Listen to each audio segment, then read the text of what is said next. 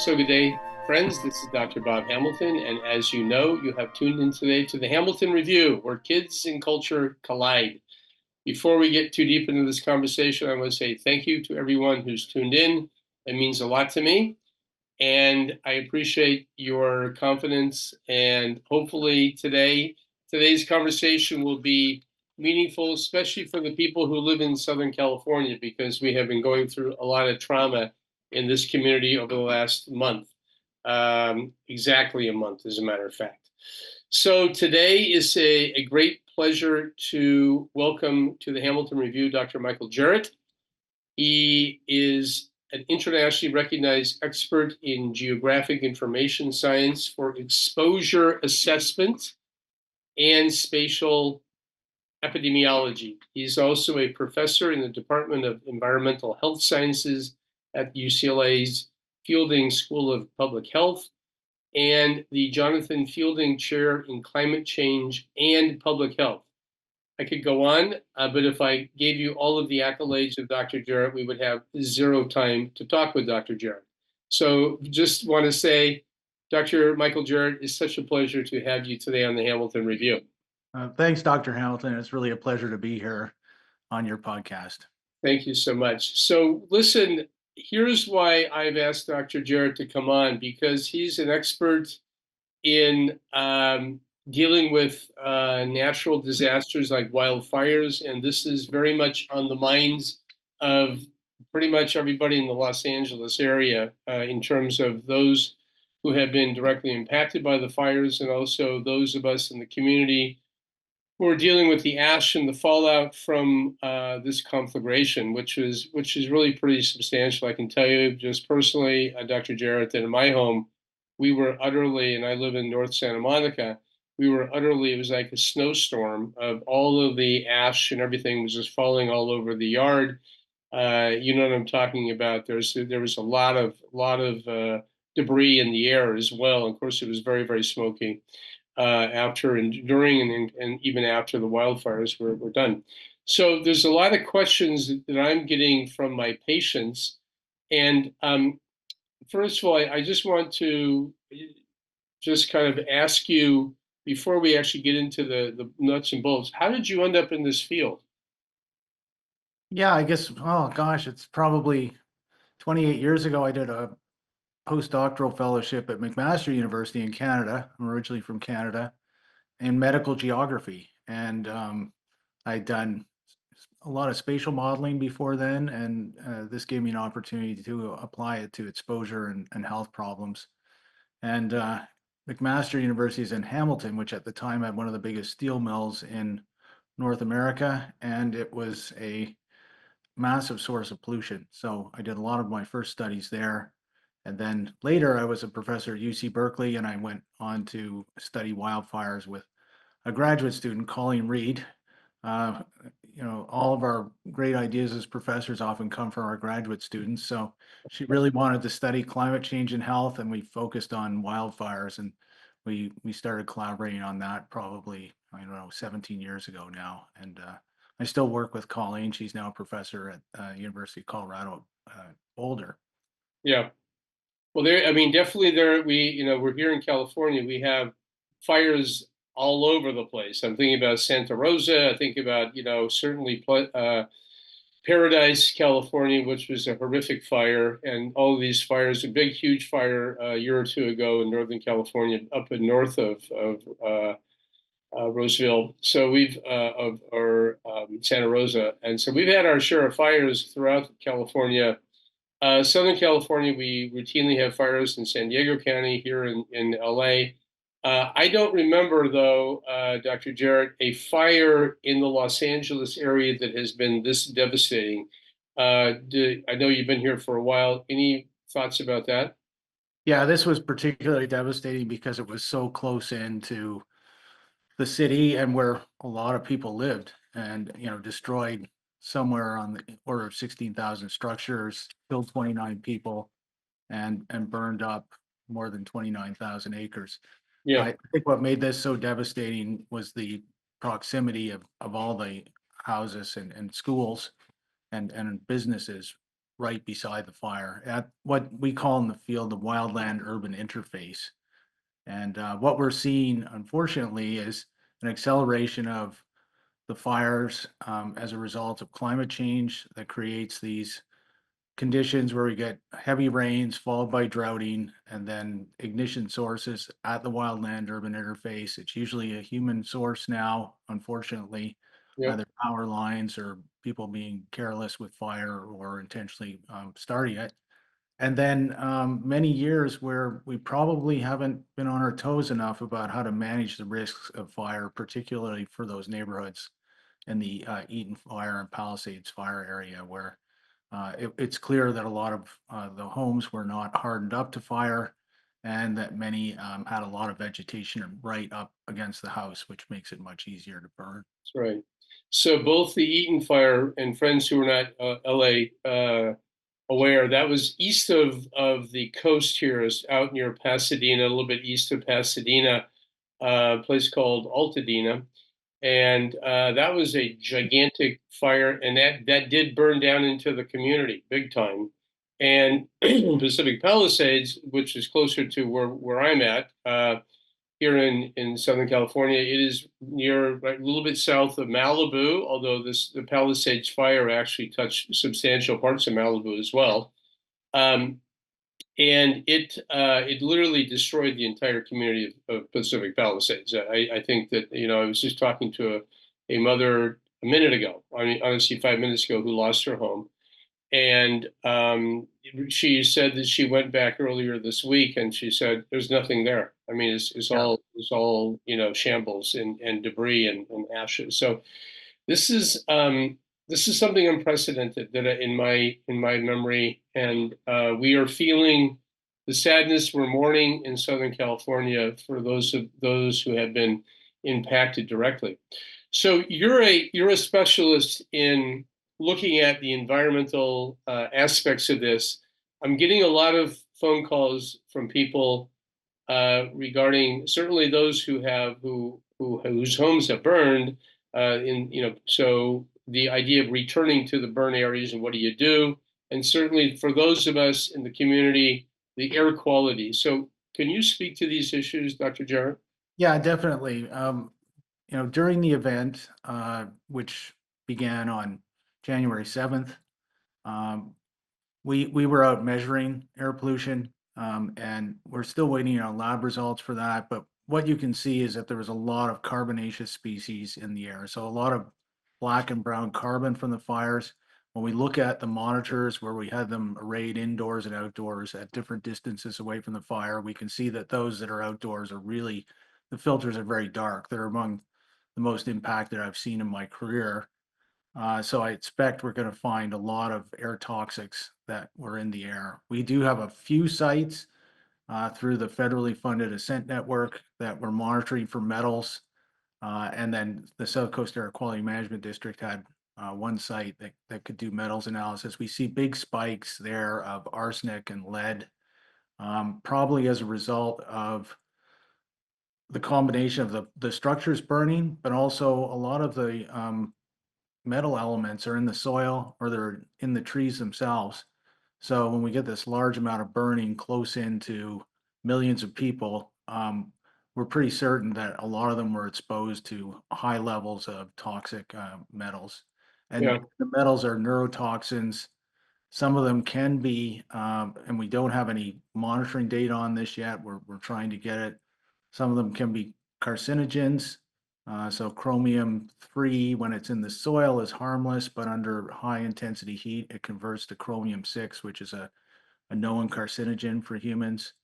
And that's a big concern with the metals because they're what we call in the field multimedia, meaning that once they're in the environment, they can cycle through from the air, from the land to the air, back into the soil, so they can contaminate the soil, they can get into the groundwater, they can get into the streams, and they continue cycling through. So it's yeah, really important to remediate them.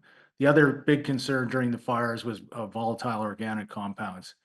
The fires contain many precursors to formaldehyde and benzene, which are two human carcinogens, and both respiratory irritants of concern.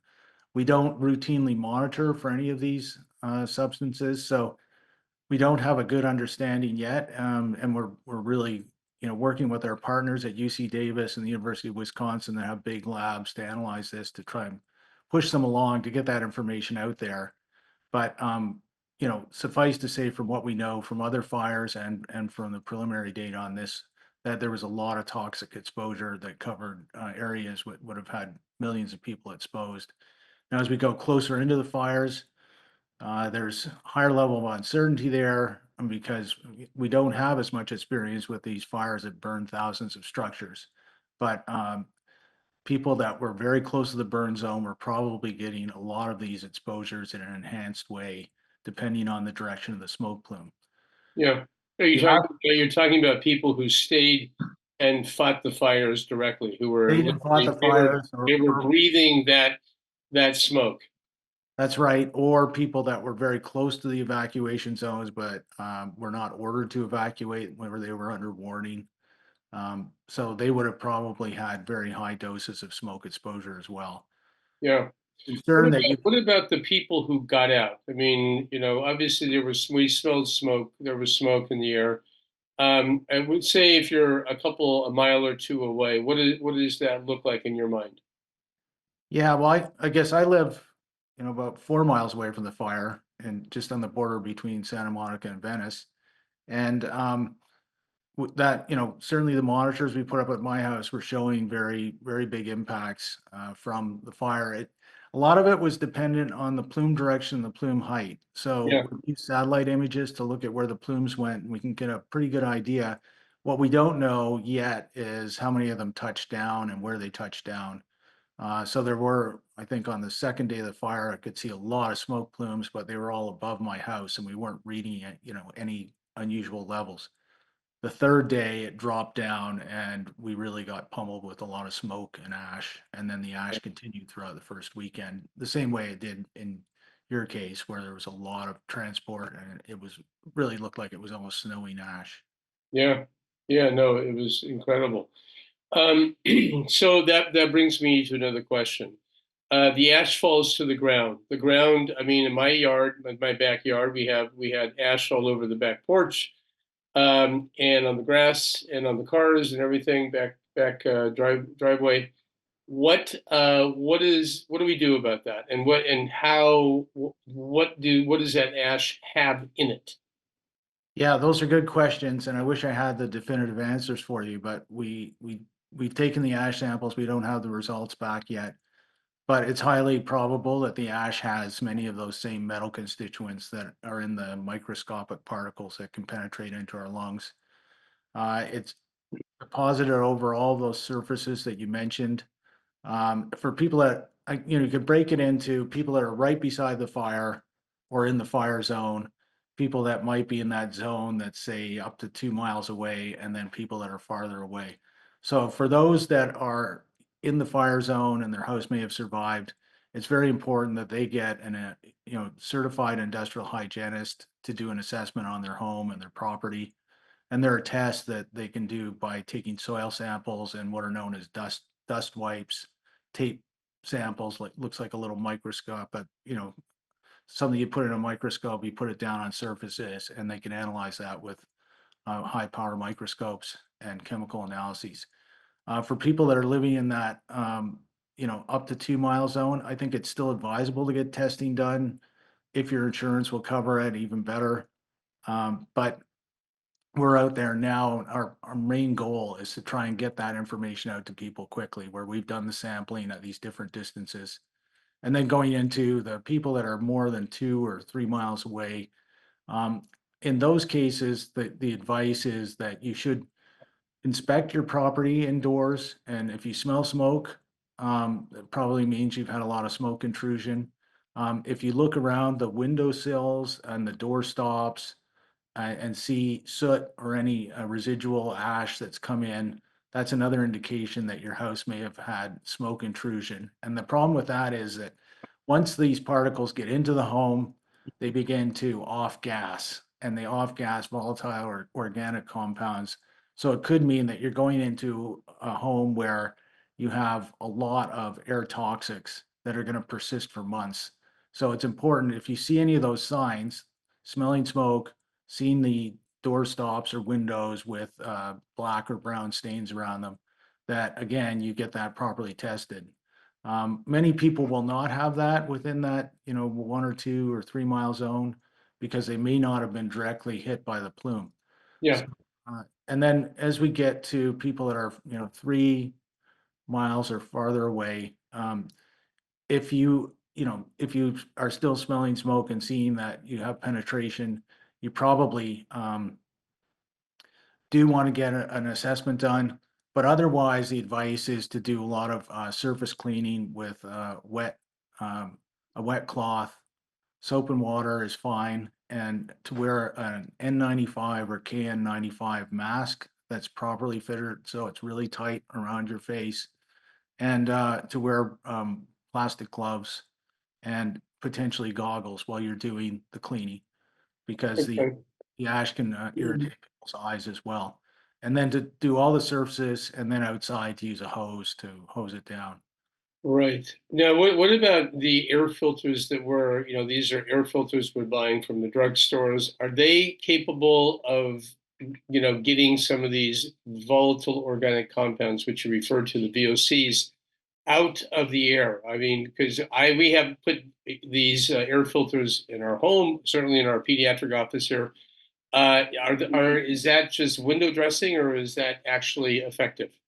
Well, the HEPA filters are very effective for removing particles. So you'll be removing about 98.7% of the particles every hour that you run it, roughly, depending on the size of the room and how powerful your filter is. So Yeah. it's a good idea, even routinely for people that live in big cities like Los Angeles, where we get a lot of day-to-day air pollution, to have Right. HEPA filters in their home. Or if you have central air conditioning and heating, you can get what's known as a MERV 13 to 16 filter and get that installed on your central heating and cooling system so that as you run that, you're routinely filtering everything that goes through your house. The Yeah. VDCs need activated carbon to be removed, and most of the HEPA filters do not include that. So there is a site that's run by the Air Resources Board that has a list of certified air cleaners. I can get you the website later if you like. That Okay. you could look up, and if you're concerned about VOCs, it'll tell you the ones that are considered to be safe. You have to be very careful because some of the air filters are electrostatic precipitators, and it's been shown that they can generate another toxic gas called ozone that is a powerful respiratory irritant. So you don't want to use those. They do have their place in industrial operations, but not in your home. So I would advise going to that CARB website and finding air filters that are certified by them and certified to be safe and treating VOCs and HEPA filter for particles. So, and the outside, what I did is I hosed down the yard. I hosed down my back porch. Took the car to the car wash. What happened? I mean, I'm thinking, here's what I think. I'm thinking that when you do that, you're leaching the ash and whatever toxins they have down into the soil. That's right. And I don't like that thought, but and I think that that's where it's going to have to go. You can't clean it all up, and I don't think they're recommending vacuuming it up or anything like that, because you aerosolize some of this stuff. Which is that your feeling too? I'm telling people not to vacuum or broom or sweep because of the aerosolization. Is that That's your right. thoughts? Yeah. Yeah. The advice is to have wet cleaning and Yeah. to avoid leaf blowers, vacuums, anything that's going to stir it up. If you do want to use a vacuum in your home, make sure that the vacuum itself is equipped with a HEPA filter so that if it does start expelling air, it's going to be clean air and not filled with the particles that are. Okay, that's a good point. So what am I doing when I wash down my yard and this is leaching out. I'm using that word into my backyard. What does that say to you? Well, I mean, there's certainly the potential because of those persistent metals that you could be enhancing the metal concentration in the soil. However, with the volume of ash that came down, unless you're really right in the burn zone, it's unlikely that it's going to be of health concern. But again, we don't have a firm estimate on that yet because we don't have, we've taken soil samples, but we don't have the analyses done. I know Okay. there are lots of people working on this, trying to get the results. And, unfortunately, the labs are overloaded now, just like many other services that are trying to help people in this disaster. Yep. So, but No question. What another thing that I thought about, well, actually, a question asked me by one of my patients was, what about like at the park, the sandboxes? Should they be, should the sand be, extracted and replaced? Can you wash them down? Would that be for the? We were talking about children playing in sandboxes. So, your thoughts about that? Because yeah, so there was yeah, these are there's a issues we're going to have to deal with with people who have concerns. Yeah, so there was a small study that was done by scientists at USC, and they sampled for lead in, I think, 7 sandboxes close to the Altadena fire and found absolutely no elevations. That doesn't mean that it's completely safe. So I think, again, I think of it in terms of how close you are to the burn zone. Yeah, We're very close to the burn zone and likely to have had a lot of smoke and ash impacts. You may want to take your kids farther away to a park if possible, until we know more. And that information is going to be coming within weeks, I would think. yeah. So for now, I if you it's been want a to, little bit. I haven't, it's been a little bit slow in coming. I haven't seen much in terms of what is actually what they're finding. So that's part of the unknown that we're dealing with. yeah. What happens, this is a kind of a random question, but what happens when, there are a lot of Teslas in my neighborhood? When they burn up, they have a lithium battery, obviously. I'm curious what happens when a Tesla burns up, because they really burn at a high, very hot and intense way. Yeah, so I mean, there's a lot of lithium in those batteries, but there are also other heavy metals. Um, and this is really the first time I think that we've had so many electric vehicles burn. So we're still trying to grapple with what would have come out of that as part of a larger, it's called the LA Fire Study. It's a consortium of 9 universities. We're working with people from the University of Austin at Texas who specialize in understanding the emissions from fires, especially those on the urban, wildland urban interface. Uh, it's definitely possible that there was, an enhancement in those metal emissions and Yeah. lithium. There's one study from Denmark showing that lithium in the water source can lead to increased risk of autism. But we don't Well, know. We don't know if there would have been enough. And then for most people in these areas, they're on a municipal water supply, so they're not drawing water directly from groundwater sources. So sure. the lithium is unlikely to get into their water in high quantities once you. Yeah. So tap water is okay to drink in LA. Yeah, as far as I know, but I haven't seen any specific testing for people in those burn zones. Though there's evidence that Dr. Gina Solomon at UCSF generated after the campfire around Paradise and the Santa Rosa fires. It shows that the hookups to people's homes can often be contaminated. So especially if they're plastic tubing, the plastic can partly melt and then it starts leaching into the water. So for people that are in the burn area, you have to be very careful to listen for public health messages. And if you're in a zone where they're recommending don't drink the water, you should get bottled water. Okay, but LA tap water is okay. Last question for you as we're finishing up here. The AQI, I look at the AQI pretty much every day now, which is the air quality index. Mhm. And the AQI, people are saying, well, it doesn't measure the PAHs, which is the polyaromatic hydrocarbons. It doesn't measure the VOCs, some of these rare earth metals. What do you say to that? Well, it's true. I mean, it's been geared toward assessing compliance with the Clean Air Act, which is a federal act that regulates air pollution.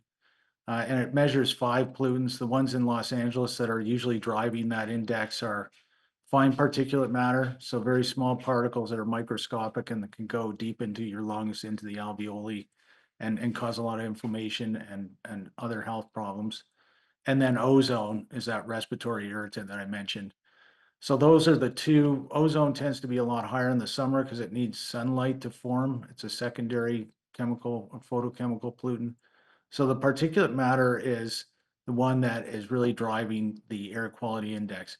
What we saw from those few monitors where they were measuring metals, so the lead levels really spiked during the fires. But when we looked at the low cost purple air sensors, we could see that those also spiked at exactly the same time. So they were giving a pretty good indication, at least of the the metal particles in the air.